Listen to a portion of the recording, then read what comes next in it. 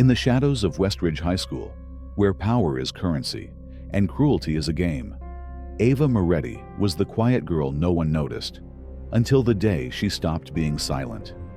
When Connor Hayes, the untouchable king of the school, crossed a line he couldn't uncross, he didn't realize he was messing with the daughter of Vincent Moretti, the most feared man in town. But Ava didn't need her father's name to fight back. She had something far more dangerous, a silence that cut deeper than any blade, and a strength that would make even the darkest forces tremble. This is the story of how one girl's quiet defiance shattered an empire of fear and changed everything.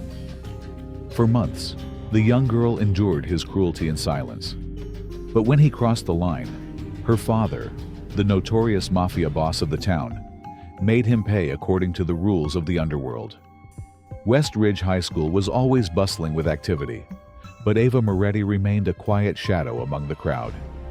At just 13 years old, she was shy, socially withdrawn, and had no close friends. Her frail figure, black hair that often fell over half her face, and dark brown eyes made her seem detached from everyone else. Westridge wasn't a place for the weak. Here, status and power dictated everything. If you didn't have a strong group of friends backing you, you'd become prey. Ava had no one by her side, but that didn't mean she was weak. She was simply waiting. Because no one at Westridge knew the horrifying truth. Her father was Vincent Moretti, the most feared mafia boss in the city. At school, Connor Hayes was the one in control. The son of Gregory Hayes, a wealthy businessman who owned a chain of hotels, Connor lived like a little prince on campus. Not only was he rich, but he also had a sharp tongue and the unshakable confidence of someone who had never been denied anything in his life. He reveled in the feeling of control, loved making others fear him, and when he saw a quiet, unprotected girl like Ava, he immediately knew who his next target would be. At first, Connor saw Ava as nothing more than a small amusement. He'd nudge her shoulder in the hallway. No response. He'd drop her books in class. She'd silently bend down to pick them up. What was so interesting about someone like that? But then, he began to notice something strange. Ava wasn't like the other weaklings. Most students who were bullied would avert their eyes, tremble, or try to seek help from teachers. But Ava never complained, never begged, and never showed any fear. She just looked him straight in the eye, neither provoking nor avoiding him. That made Connor uncomfortable. And so, he decided to take things further. He didn't know that one small mistake could ruin his life. He didn't know who he was messing with. Connor Hayes wasn't the type to give up halfway. Once he set his sights on someone, he would crush them to the very end, all to satisfy his own arrogant ego. And when Ava Moretti stood there, silent and unreactive, like the weaklings he was used to, it only fueled his desire to break her even more. He began to escalate the cruelty. No longer were there light shoves in the hallways or petty food tosses, but harsh jabs strong enough to make Ava lose her balance. He'd block her path in front of the classroom, just to whisper venomous taunts. "Still keeping your head down, Moretti? Scared? Or are you just the invisible type? The one no one cares about?" He'd throw her things on the floor, step on her books, and every time she bent down to pick them up, he'd sneer and stand with his arms crossed, watching like a warden observing a prisoner. Ava stayed silent. She didn't complain, didn't attempt to resist, and didn't beg for help. But in that silence, Connor made a huge mistake. Connor Hayes always felt safe because he was the son of Gregory Hayes, a powerful businessman with far-reaching connections. In this town, the Hayes family held significant influence over local politicians, owned a hotel empire, and had the means to bribe anyone who needed to be bought. He'd seen his father solve countless problems with money and legal threats. A teacher tried to suspend him for fighting. His father made a call, and the next day, the teacher was mysteriously transferred. A student dared to complain about him to the administration. Suddenly, the students' parents lost their jobs under mysterious circumstances. So, Connor never feared anything. He thought he was invincible, thought no one could touch him. And that's why he kept pushing Ava into corners, not realizing he was poking the wrong person. Connor knew that bullying someone behind their back wasn't enough.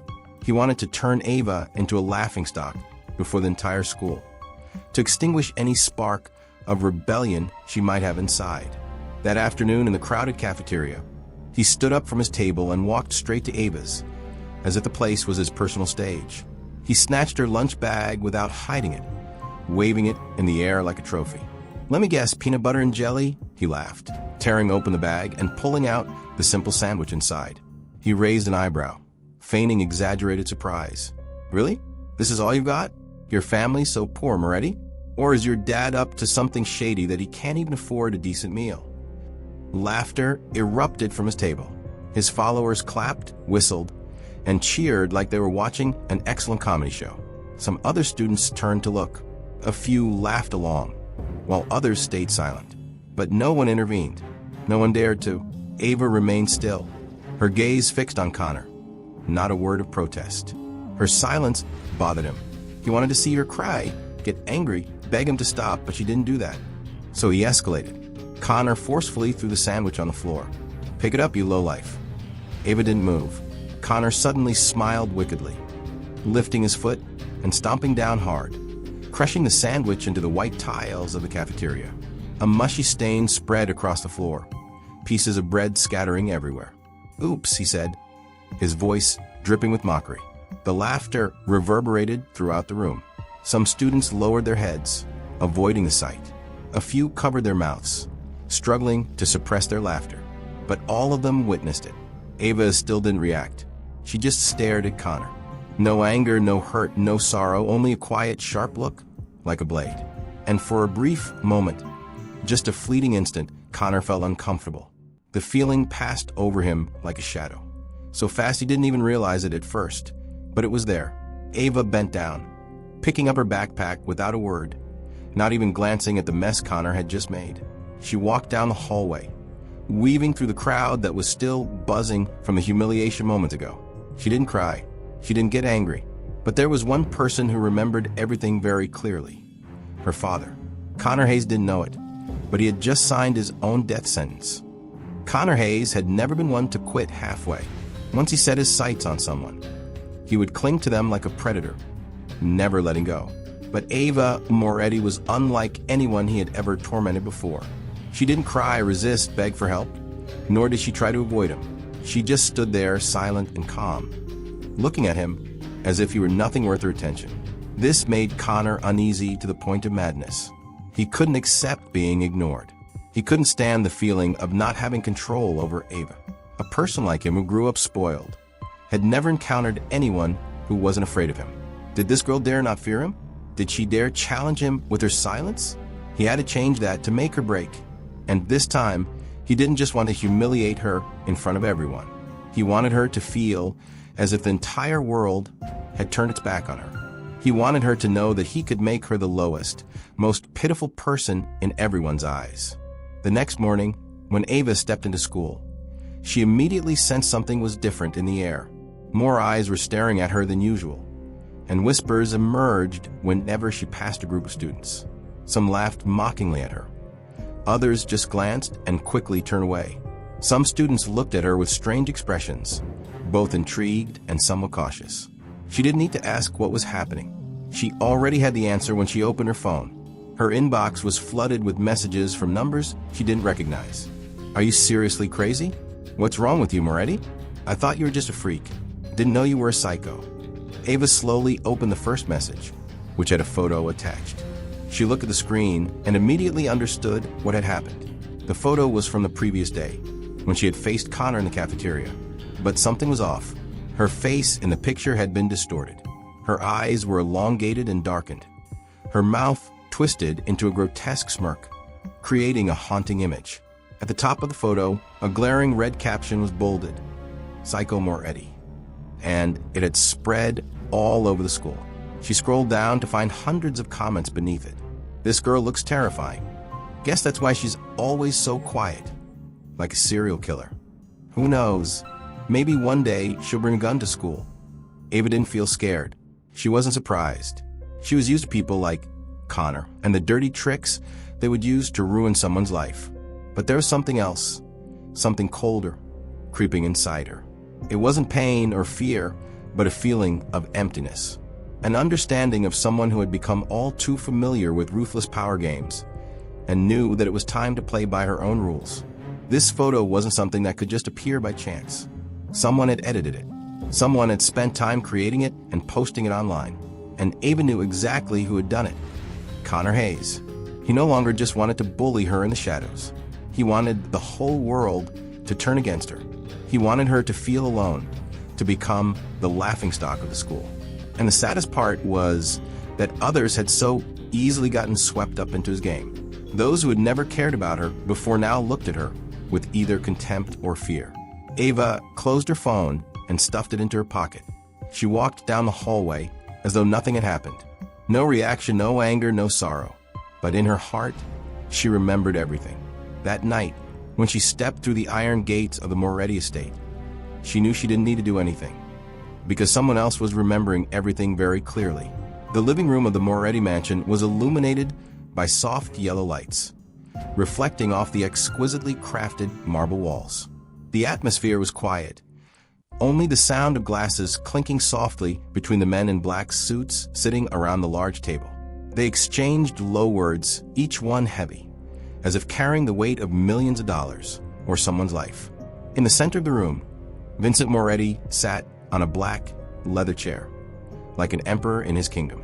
In his hand was a glass of whiskey, amber and gleaming in the light. His hair was slightly graying, his sharp eyes and a faded scar on his left jaw, making him look like a man who had just stepped out of a bloody tale.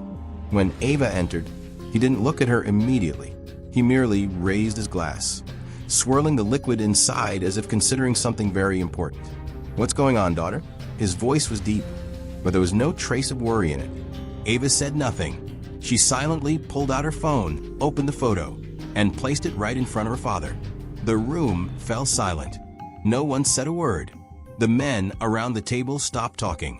Their eyes all turned to Vincent, waiting for his reaction. Vincent looked at the phone screen, his gaze sweeping over every detail. His daughter's distorted face, the Psycho Moretti caption in bright red, the malicious comments. He didn't need to ask anything more, didn't need to hear any explanations. He had seen enough.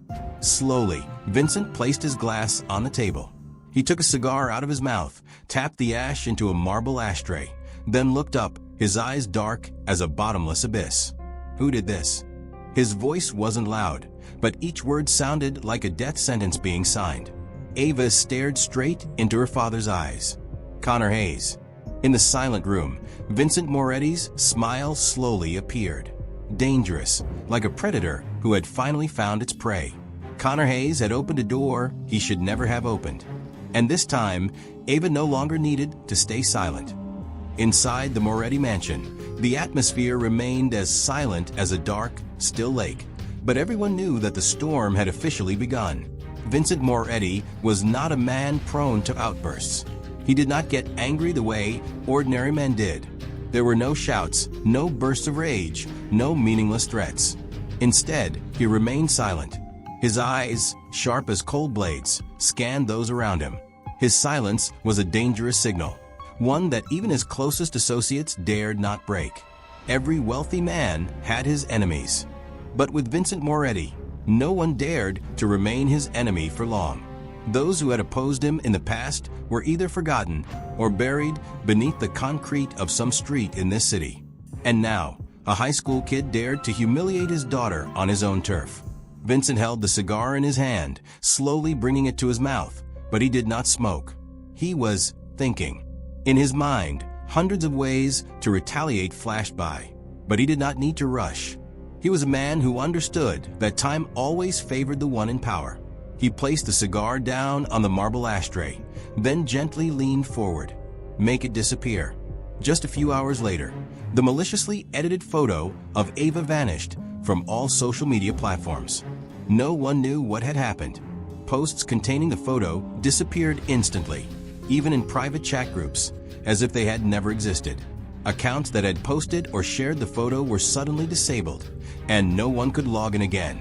Some even dared not speak a word, for they had received anonymous messages, brief, yet enough to send shivers down anyone's spine. Delete it now, before I come for you. Connor Hayes, of course, was aware of this. That evening, he lay lazily on his bed, scrolling through his phone, pleased to see that the rumors were still spreading. The whole school had started calling Ava Psycho Moretti. But in the blink of an eye, the posts vanished right before his eyes, one by one. He tried to refresh the page, but all he saw was a blank screen. He opened Instagram, and his account had been logged out. When he tried to log in again, a notification appeared. This account does not exist. Connor furrowed his brow and tried checking his friends' phones in the group, but they were all facing the same issue. What the hell was going on? Little did he know, this was just the beginning. At exactly midnight, in the vast Hayes mansion, the landline rang. It was an internal line, used only by family members. This meant only a few people knew this number. Gregory Hayes, Connor's father, was a man who always had the habit of going to bed early and despised being disturbed in the middle of the night. He never answered calls outside business hours, unless it was a matter of business. But when he saw the unfamiliar number on the screen, a sense of unease washed over him. With visible annoyance, he picked up the phone. Hello. On the other end, there was a brief silence, but not the usual kind of silence. This was the silence of someone holding absolute power, allowing the other person to feel the pressure before speaking. Then a low voice spoke. Tell your son to behave before I teach him my way. No introduction, no long-winded speech.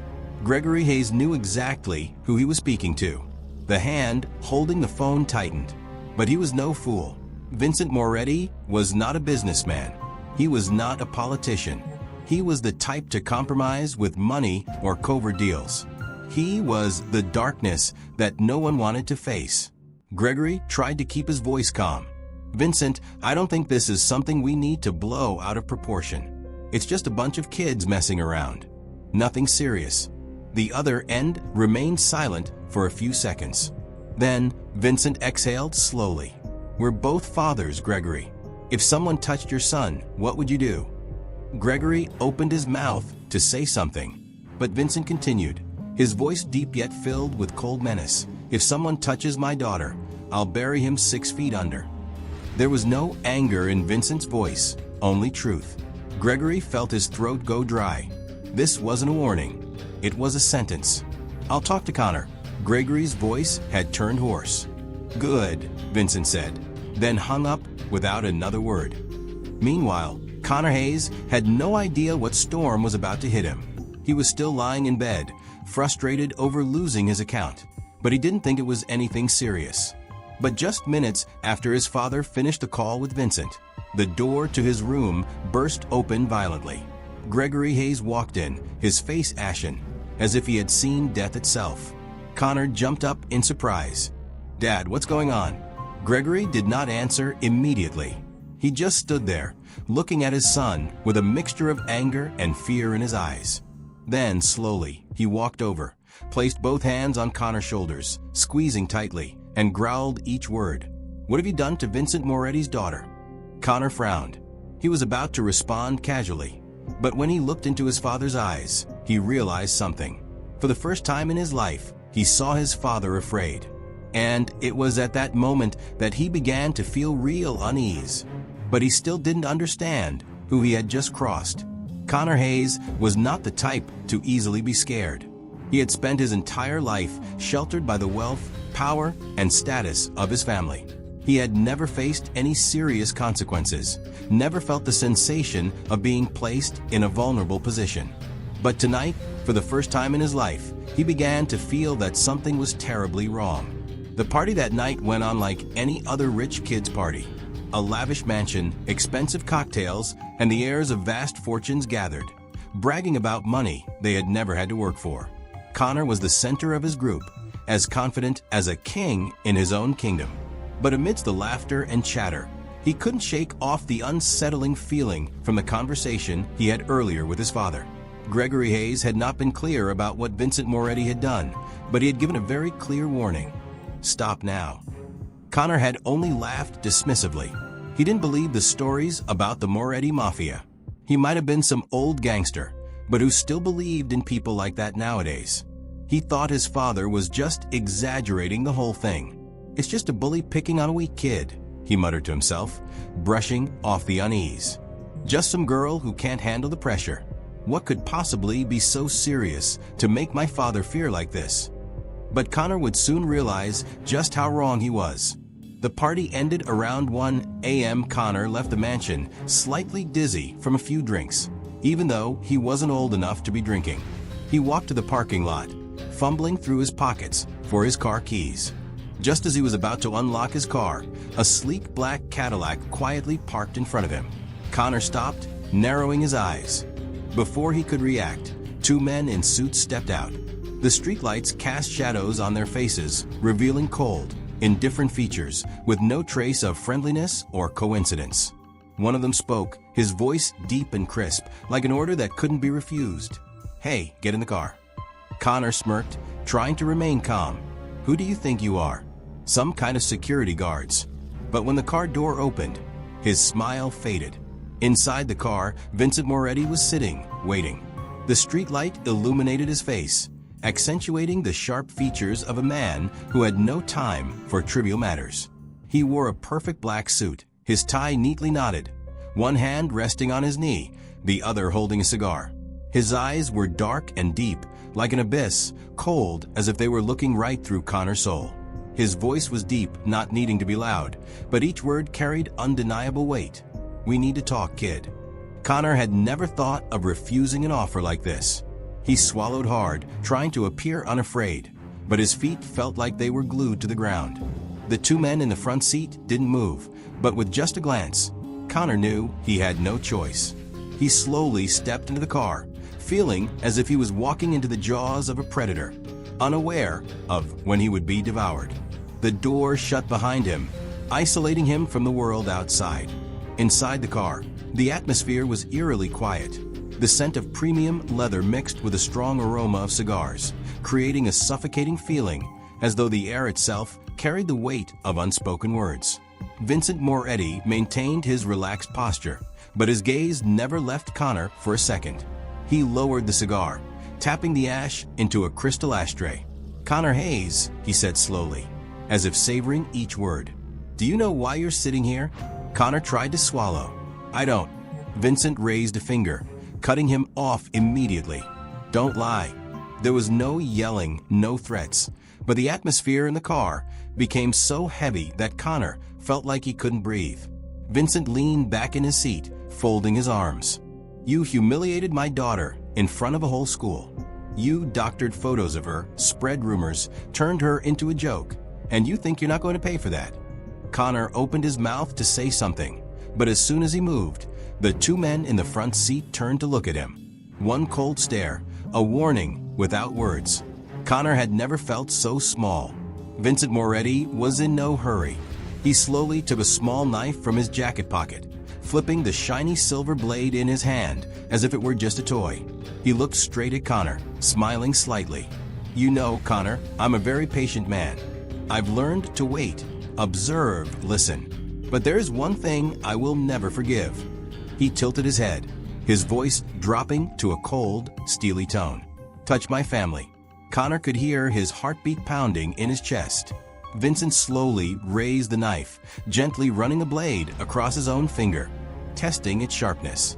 "Your father called me," he continued, his voice unchanged. "He begged me not to do anything to you. He said you're just a kid, that you don't know what you're doing. But I don't believe in stupidity. I believe in consequences." Connor began to tremble. Vincent looked at him for a moment longer, then slowly put the knife away. He didn't need to do anything. He had already won the moment Connor sat in that car. "Now listen closely," he said, his voice low, almost a whisper. "You will disappear from my daughter's life. You will never dare look at her again. If I hear your name connected to her again, I won't call your father. I won't give a warning. I'll come for you." Vincent smiled, but there was no kindness in that smile. "And I'll make sure that when I do, you'll never laugh again." Connor didn't need any more threats. He understood all too well. And for the first time in his life, Connor Hayes understood what true fear felt like. As the car door slammed shut behind Connor Hayes and the black Cadillac silently rolled into the night, he didn't realize that his life had taken a completely different turn.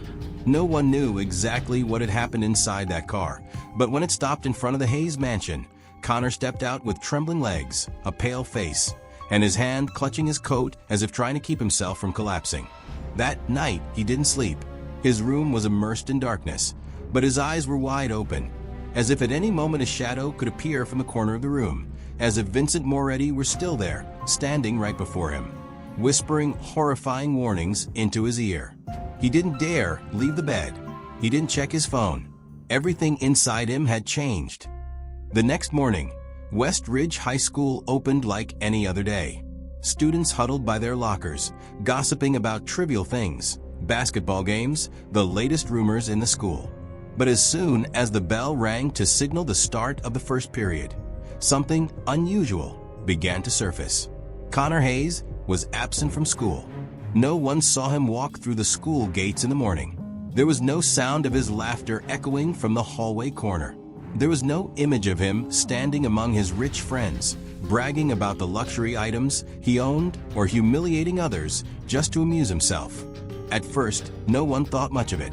Maybe he was just sick or skipping school like he had done many times before. But then, a rumor started to spread, slinking through the hallways and classrooms, passed from one person to another like a cold winter wind. I heard Connor was threatened by someone last night. Someone saw a black car take him away. I heard he's too scared to leave his room. No one knew where this rumor started, but the more people heard it, the heavier it seemed to become. Then another theory was added, making everything even more sinister. I heard his parents are trying to send him abroad. That was when things got serious. Inside the Hayes mansion, a dark atmosphere enveloped the place. Every door was shut tight, and the curtains were drawn, as if trying to hide something from the outside world. Gregory Hayes sat in the armchair, his hand clenched so tightly that his knuckles turned white.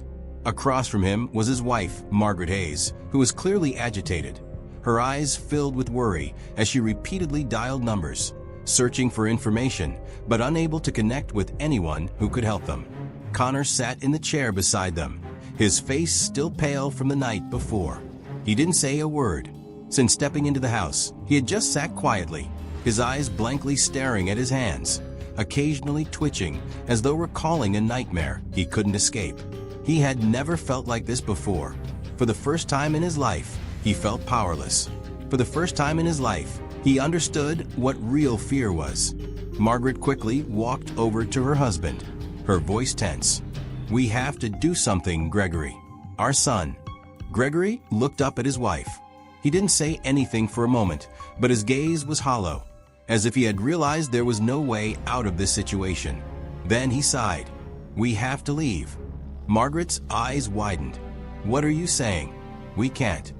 "We have no choice," Gregory interrupted, his voice no longer holding the calm demeanor it usually did. "Don't you understand, Margaret? This is no longer a school issue. This isn't a game. This is Vincent Moretti." That name made Margaret freeze. She knew Moretti, who in town didn't know him, but she still couldn't accept that their family, a family with money, status, had to fear someone like him. "We could," she tried to say something, but Gregory slammed his hand on the table, startling her. "We can't do anything," he emphasized each word. "Someone like Moretti isn't someone you can bribe or negotiate with. He doesn't care about those things. He has one rule: no one touches his family without paying the price." Margaret couldn't say anything more.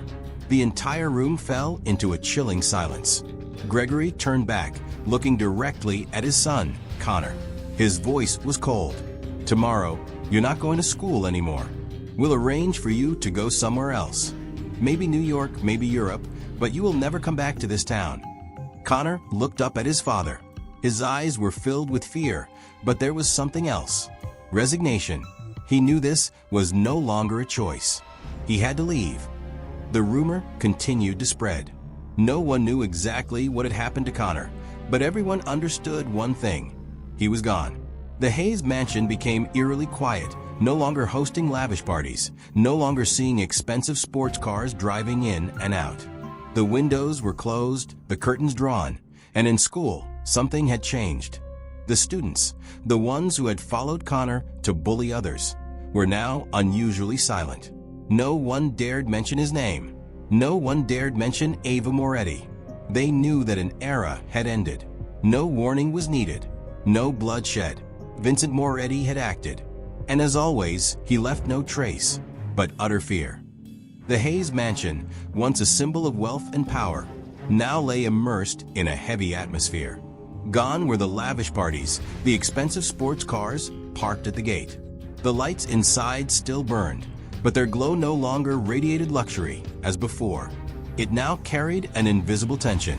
Gregory Hayes sat in an armchair in his office, hand gripping a glass of wine he had yet to drink. He had once been a proud man, believing money could buy anything. But tonight, for the first time in his life, he felt small. Connor was still upstairs, silent, saying nothing to anyone. He hadn't slept since the previous night. When his father had told him to leave town, he hadn't protested. He knew he had no choice. Gregory once thought he could control everything. He had dealt with countless competitors, silent scandals with money and connections. But this time, he couldn't buy safety. He knew Vincent Moretti wasn't the type of man you could negotiate with money, but he had to try. The following afternoon, a sleek black Mercedes rolled into the private grounds of the Moretti estate. 2 bodyguards in suits got out first, scanning the surroundings. Then, a middle-aged man with a dignified appearance and streaks of gray in his hair stepped out. Gregory Hayes had come personally to meet Vincent Moretti. The mansion wasn't the flashy, ostentatious type like his own.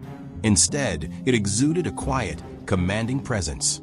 No lavish chandeliers, no garish displays. Everything was refined, powerful, and dangerous, just like the man who ruled this place. Gregory entered the living room, where Vincent was already waiting.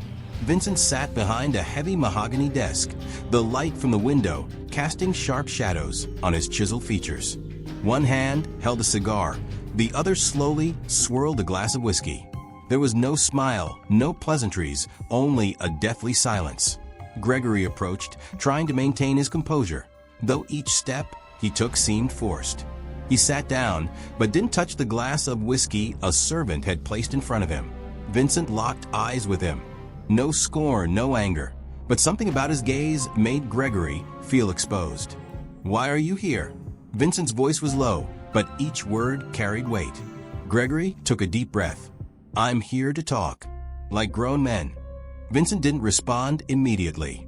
He lowered his cigar, tapping the ash into a crystal tray before slowly leaning back in his chair. "Talk," he repeated, as if weighing the meaning of the word. Gregory swallowed hard.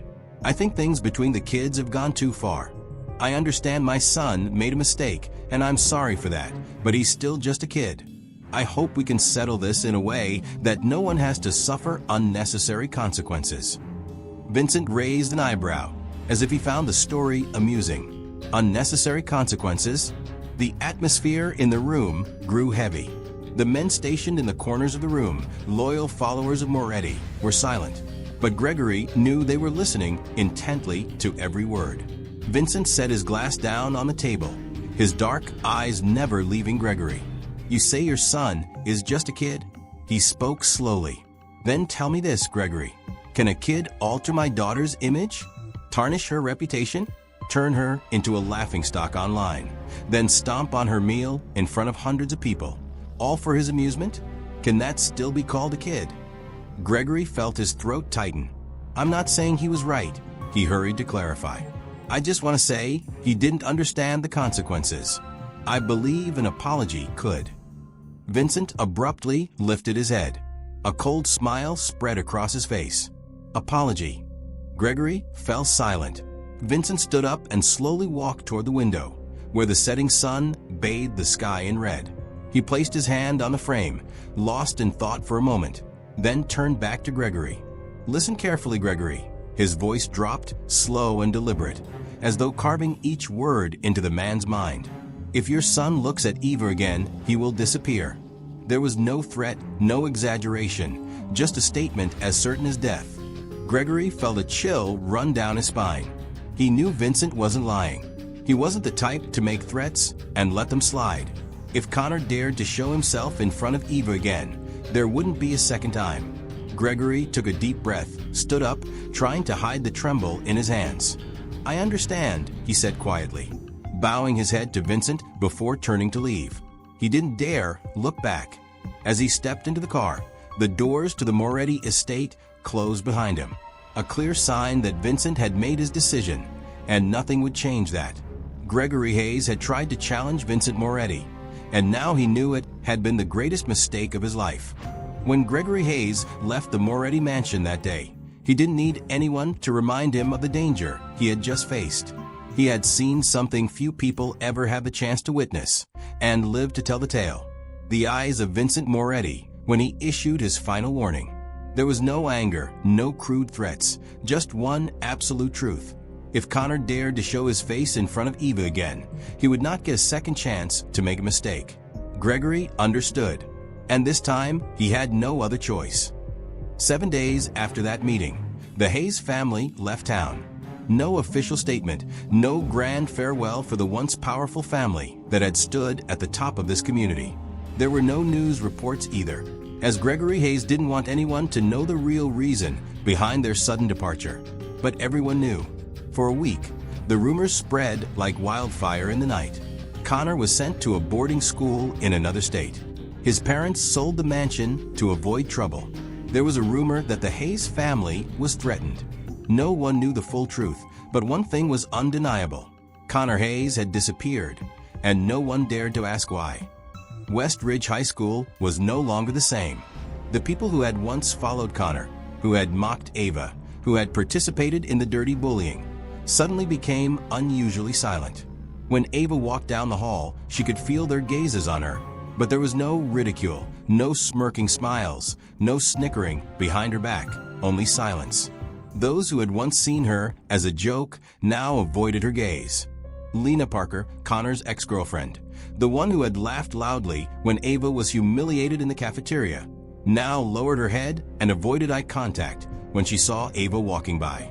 Those who had once looked at her with disdain now stared down at the floor, as if afraid that if they accidentally looked into her eyes, something terrible might happen. Ava didn't have to do anything. She just stood there, still the same as ever, quiet, calm, maintaining that unyielding demeanor. But this time, no one dared to laugh at her anymore, because they had learned what Connor Hayes had to learn the hardest way. Ava Moretti was not someone they could mess with. Of course, silence didn't mean the story had ended. A few students still whispered and exchanged news in the corners of the school. "I heard Ava's dad did something to Connor." No one knows exactly, but after Mr. Moretti called his father, the whole family left town immediately. Do you think they were threatened? But no matter how the rumors spread, no one dared to verify them.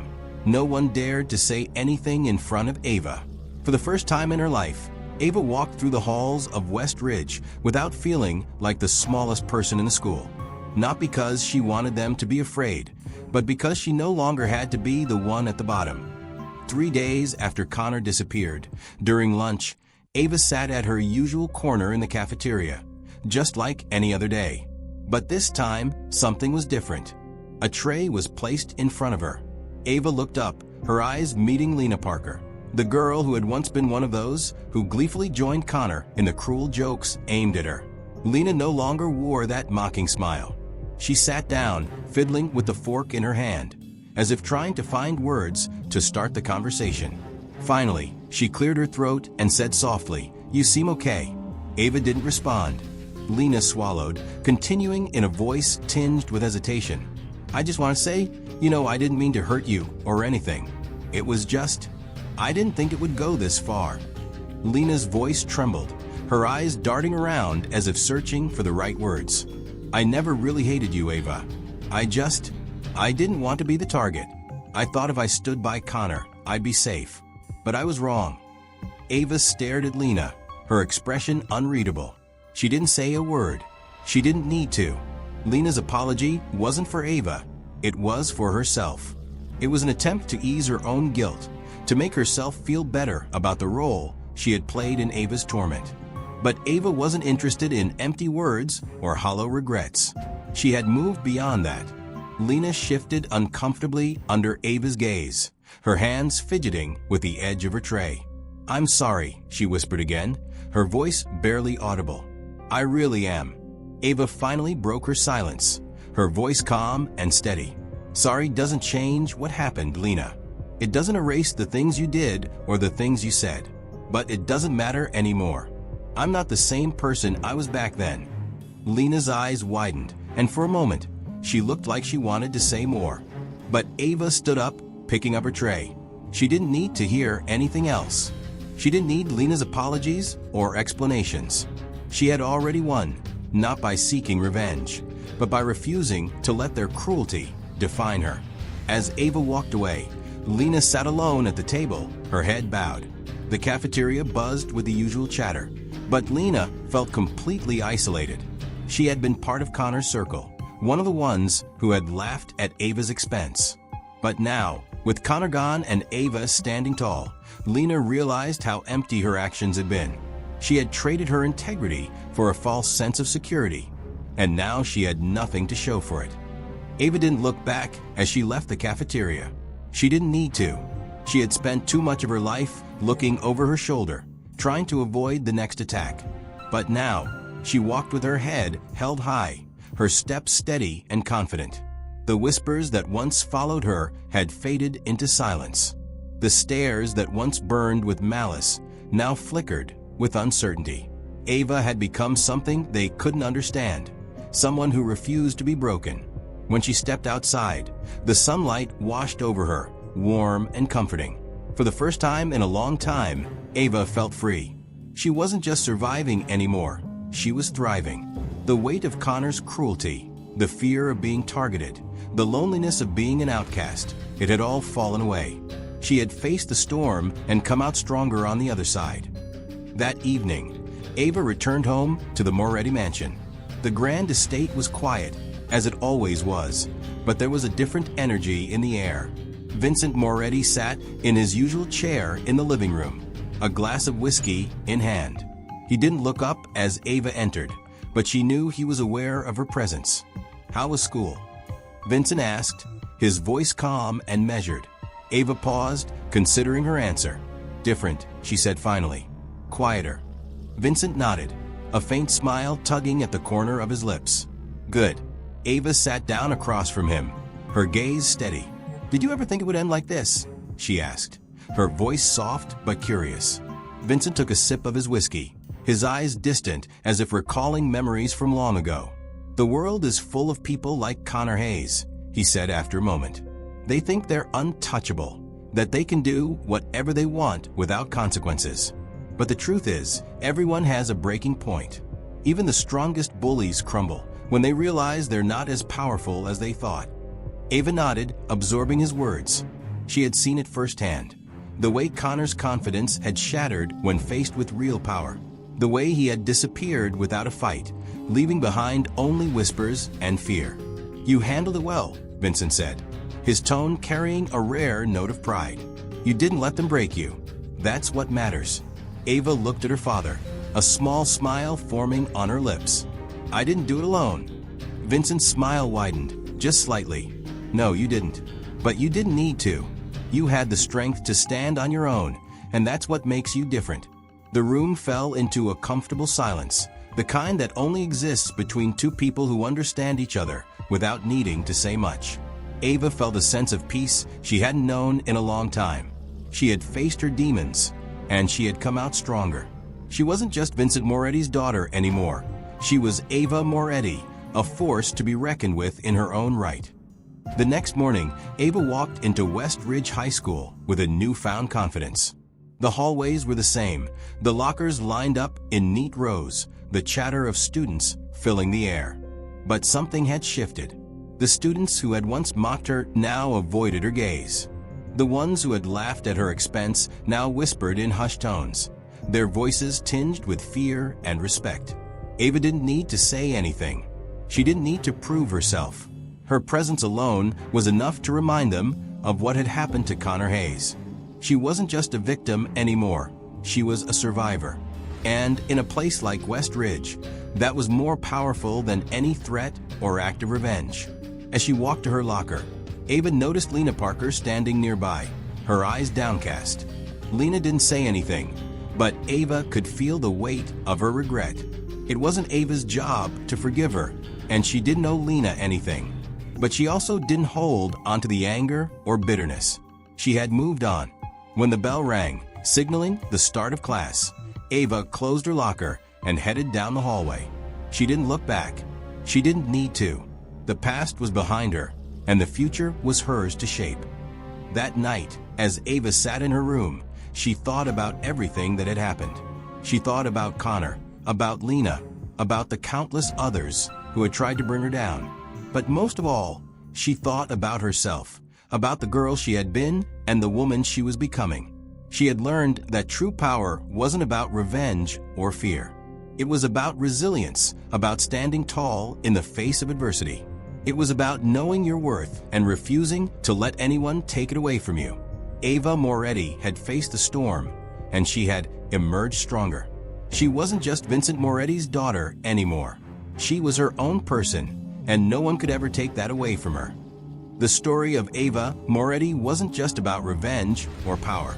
It was about survival, about finding strength in the face of cruelty, and about reclaiming your identity.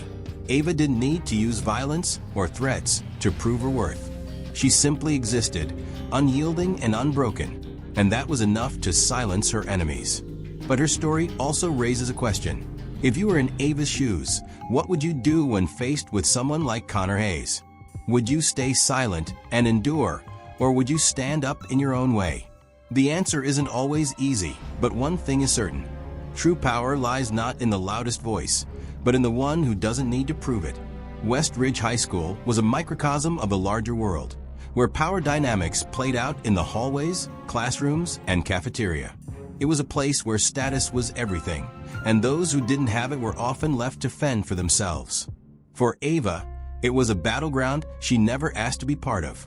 She wasn't interested in the social hierarchy or the games people played to climb it.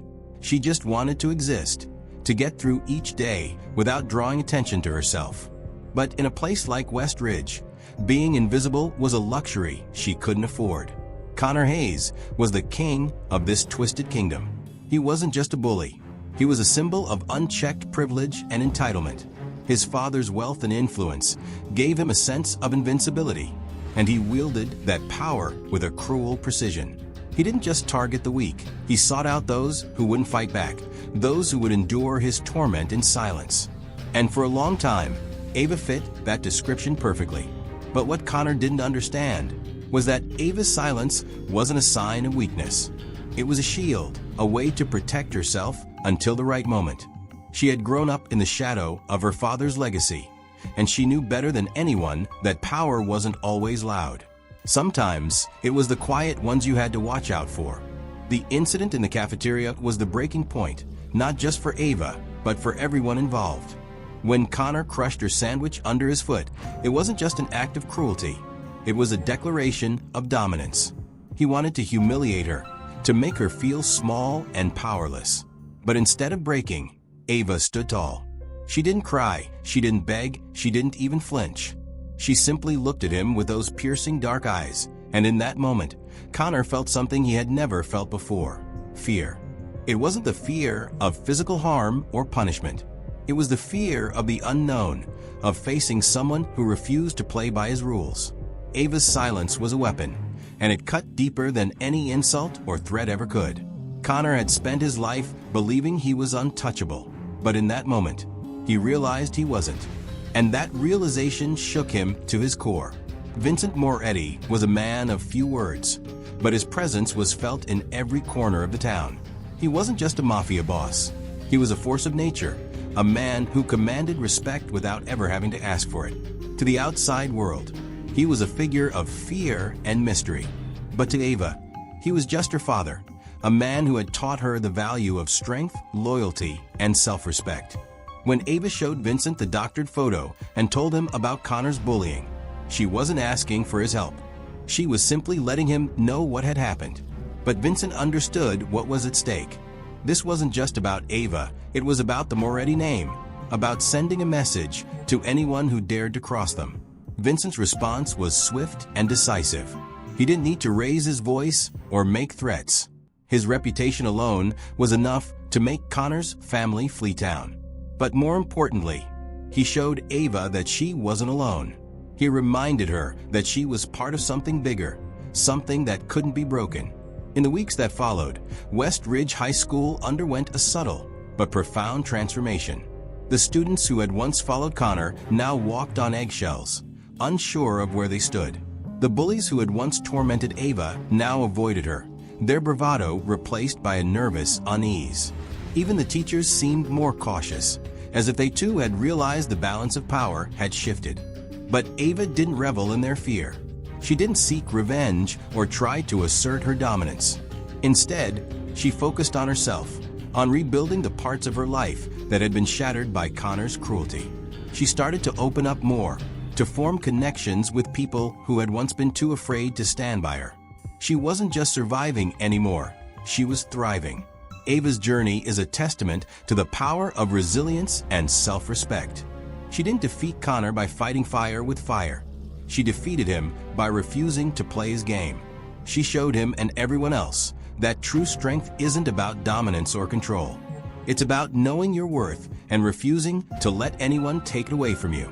For Ava, the most important lesson was realizing that she didn't need to be defined by her past. She wasn't just the quiet girl who had been bullied, and she wasn't just Vincent Moretti's daughter. She was Ava Moretti, a person in her own right, with her own strengths, her own dreams, and her own future. Ava's story is a reminder that bullying and cruelty are never about the victim. They're about the insecurities and weaknesses of the perpetrator. Connor Hayes wasn't strong, he was weak. He needed to tear others down to feel powerful. And when that power was taken away, he crumbled. But Ava's story is also a call to action. It's a reminder that we all have the power to stand up to bullies, not with violence or revenge, but with strength, dignity, and self-respect. It's a reminder that we don't have to let others define us, that we can rise above the cruelty and become stronger because of it. As Ava walked through the halls of West Ridge High School, she knew that her journey wasn't over. There would always be challenges, always people who tried to bring her down. But she also knew that she had the strength to face them. She had faced the storm and come out stronger, and nothing could take that away from her. In the end, Ava Moretti's story isn't just about revenge or power. It's about survival, about finding strength in the face of adversity, and about reclaiming your identity. It's a story that reminds us all that true power lies not in the loudest voice, but in the one who doesn't need to prove it. Ava's silence was often misinterpreted as weakness, but it was, in fact, her greatest strength. From a young age, Ava had learned the power of observation. Growing up as the daughter of Vincent Moretti, she had seen how her father wielded power not through loud declarations or overt displays of force, but through calculated silence and unspoken authority. Ava adopted this approach, using her quiet demeanor as a shield and a weapon. Her silence wasn't passive, it was strategic. By refusing to react to Connor's taunts, she denied him the satisfaction of seeing her break. This infuriated him, pushing him to escalate his cruelty, but it also revealed his own insecurities. Ava's calm demeanor was a mirror, reflecting back the emptiness of Connor's power. In the end, it was her silence that exposed him for what he truly was, a boy who needed to tear others down to feel strong. Vincent Moretti's influence loomed large over Ava's life, but their relationship was more complex than it appeared on the surface. Vincent wasn't just a mafia boss. He was a father who had instilled in his daughter a deep sense of self-worth and resilience. He had taught her that power wasn't about dominance or fear. It was about control, patience, and knowing when to act. When Ava finally confided in her father about Connor's bullying, it wasn't just a plea for help. It was a moment of trust, a recognition that she didn't have to face her battles alone. Vincent's response, swift, decisive, and utterly final, wasn't just about protecting his daughter. It was about teaching her a lesson, that no one had the right to diminish her worth, and that those who tried would face consequences. But Ava's relationship with her father wasn't without its challenges. She often struggled with the weight of his legacy, wondering if her strength was truly her own or simply a reflection of his influence. Over time, she came to understand that while her father's power had shaped her, it didn't define her. She was her own person, with her own strengths and her own path to forge. Connor Hayes was more than just a bully. He was a product of his environment. His father's wealth and influence had given him a sense of entitlement, but it had also left him emotionally hollow. Connor's cruelty was a mask, a way to hide his own insecurities and assert control in a world where he felt powerless. Ava's refusal to react to his taunts shattered that illusion. By standing firm, she exposed the fragility of his power, forcing him to confront the emptiness at the core of his being. In the end, Connor's downfall wasn't just a result of Vincent Moretti's intervention. It was a consequence of his own inability to face the truth about himself. The disappearance of Connor Hayes sent shockwaves through West Ridge High School, but the impact went beyond the immediate fear of Vincent Moretti's retribution. It forced the students to confront the toxic culture they had allowed to flourish.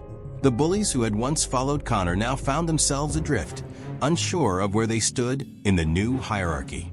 For Ava, the change was both liberating and isolating. On one hand, she was no longer the target of ridicule and cruelty. On the other hand, she found herself surrounded by people who were either afraid of her or eager to curry favor with her. Navigating this new dynamic was a challenge, but it also gave her an opportunity to redefine herself on her own terms. Ava's journey wasn't just about overcoming bullying. It was about discovering her own strength and identity. She started as a quiet, withdrawn girl, hiding behind her hair and avoiding attention. But as she faced Connor's cruelty and emerged stronger, she began to shed that persona. She became more confident, more assertive, and more willing to stand up for herself and others. Her transformation wasn't instantaneous. It was a gradual process, marked by small but significant moments. The first time she walked through the halls without lowering her head. The first time she spoke up in class. The first time she stood up to someone who tried to belittle her. Each step brought her closer to the person she was meant to be. Ava's story is a microcosm of larger societal issues. It highlights the destructive nature of bullying and the importance of standing up to it, not just for the sake of the victim, but for the sake of the community as a whole. It also underscores the role of power dynamics in shaping our interactions and the need to challenge those dynamics when they become toxic. But perhaps the most important lesson of Ava's story is the power of self-respect. Ava didn't defeat Connor by seeking revenge or asserting dominance. She defeated him by refusing to let his cruelty define her. She showed him and everyone else that true strength comes from within, and that no one has the right to diminish your worth. As Ava looked to the future, she knew that her journey was far from over. There would always be challenges, always people who tried to bring her down, but she also knew that she had the strength to face them. She had faced the storm and come out stronger, and nothing could take that away from her. She began to think about what she wanted for herself, beyond the confines of West Ridge High School. She dreamed of a life where she could be more than just Vincent Moretti's daughter, more than just the girl who had survived Connor Hayes. She dreamed of a life where she could define herself on her own terms, free from the shadows of her past. Ava Moretti's story is a testament to the power of resilience, self-respect, and the quiet strength that lies within us all. It's a reminder that we don't have to let others define us, that we can rise above the cruelty and become stronger because of it. If you were Ava, what would you do when faced with someone like Connor Hayes? Would you stay silent and endure, or would you stand up in your own way? The answer isn't always easy, but one thing is certain: true power comes from within. It's about knowing your worth and refusing to let anyone take it away from you. Ava's story is a reminder that we all have the power to stand up to bullies, not with violence or revenge, but with strength, dignity, and self-respect. It's a reminder that we don't have to let others define us, that we can rise above the cruelty and become stronger because of it.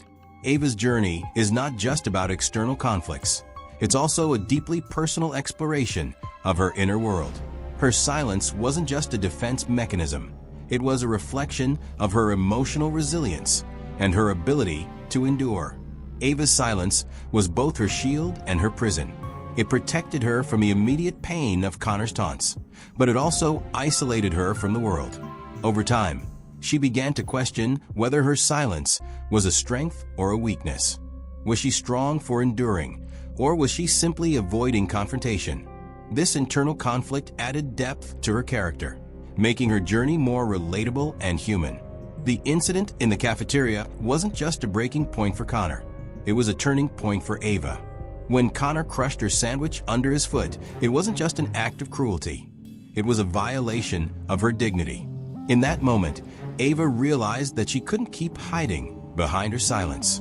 She had to confront the reality of her situation, not just for herself, but for everyone who had ever been made to feel small.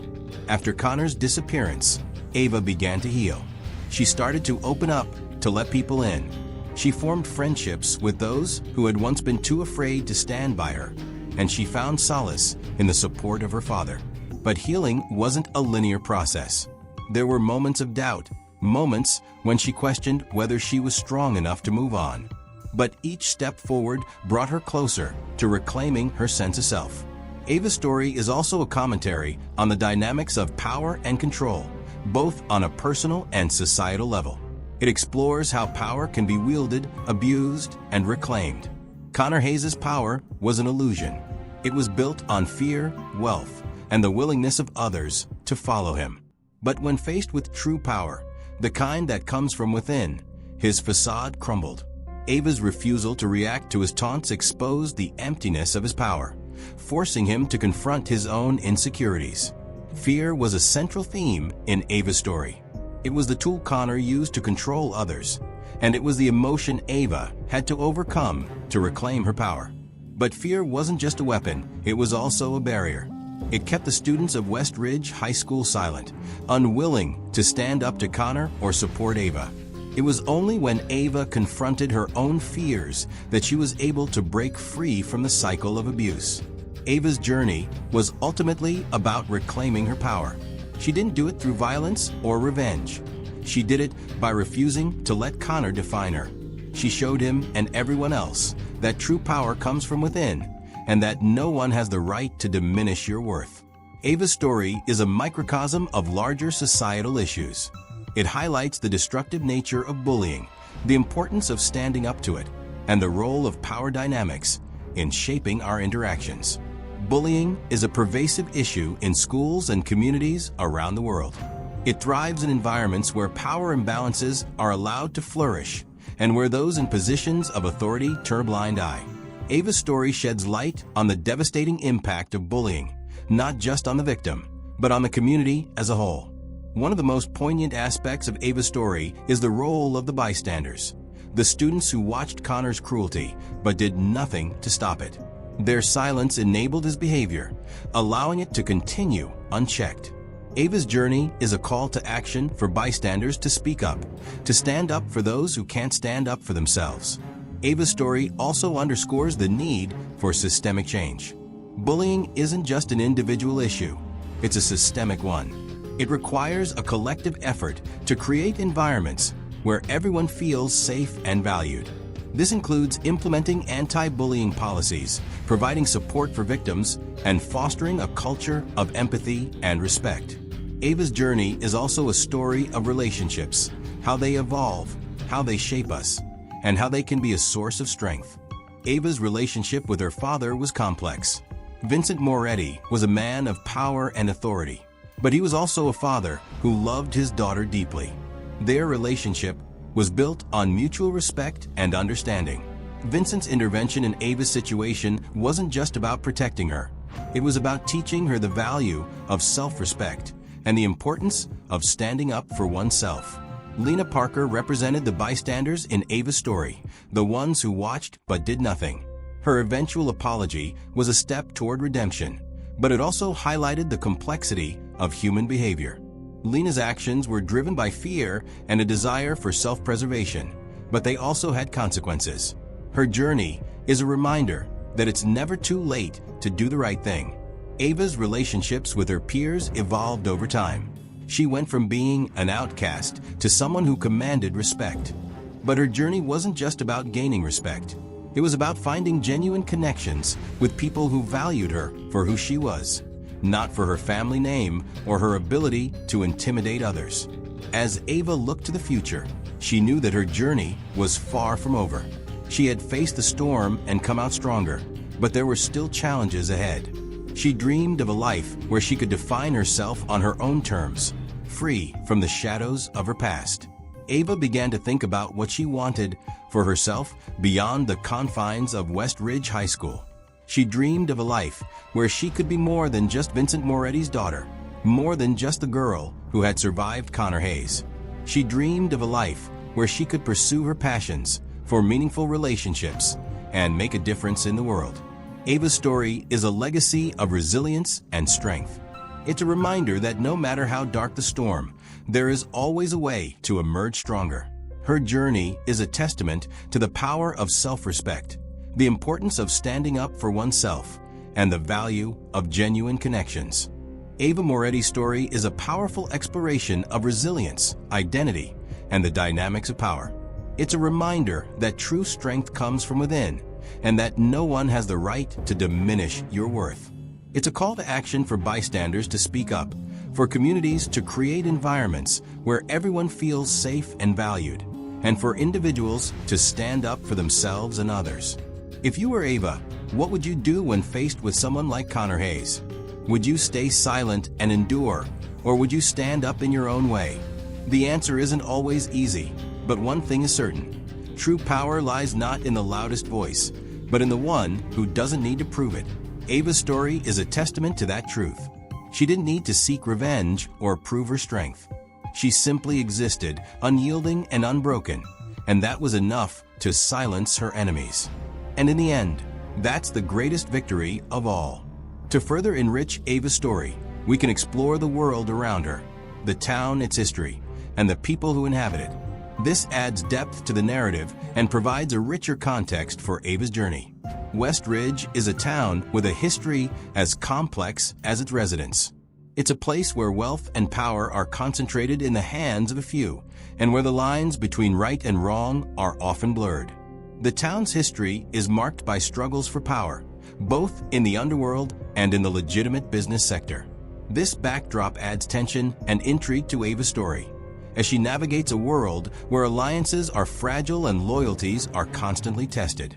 The Moretti family's influence extends far beyond the town of West Ridge. Vincent Moretti's reputation as a mafia boss is well known, but his legacy is more nuanced than simple fear and intimidation. He is a man who values loyalty, respect, and family above all else. This legacy shapes Ava's understanding of power and her place in the world. It also adds complexity to her relationship with her father, as she grapples with the weight of his expectations and the desire to forge her own path.